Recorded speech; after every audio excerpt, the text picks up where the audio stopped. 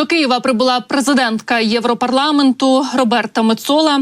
«Знову Україні відважних» у Києві в День Європи, написала голова Європейського парламенту у соцмережі X.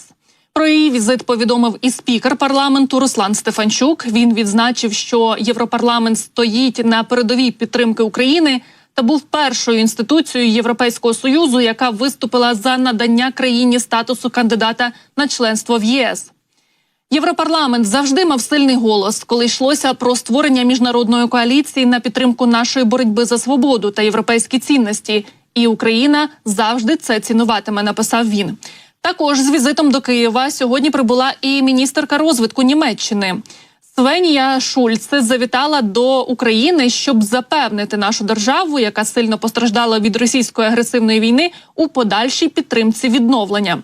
Серед тем київських переговорів Шульце будуть, серед іншого, розширення української енергосистеми за допомогою Німеччини та підготовка кваліфікованих фахівців.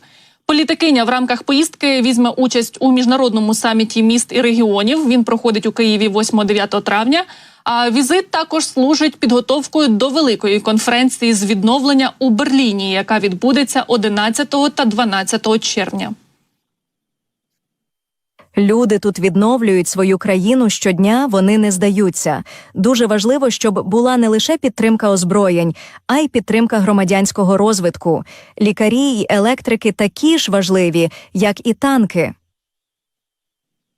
Сьогодні, 9 травня, в Україні відзначають День Європи. З минулого року його святкують саме в цей день спільно із державами Європейського Союзу. Згідно з відповідним указом президента України, воно було перенесено з метою зміцнення єдності народів Європи, забезпечення миру, безпеки і стабільності на європейському континенті. У Європі це свято щороку відзначають саме 9 травня. В цей день 1950 року міністр закордонних справ Франції Роберт Шуман виступив із закликом до об'єднання повоєнних європейських держав для їхнього розвитку та процвітання в майбутньому. Промова політика стала першим кроком на шляху до об'єднаної Європи.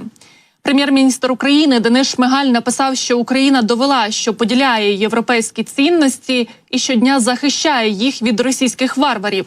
Щодня ми наближаємо нашу країну до членства у Європейському Союзі, бо Україна – це Європа, ментально і духовно, написав прем'єр-міністр.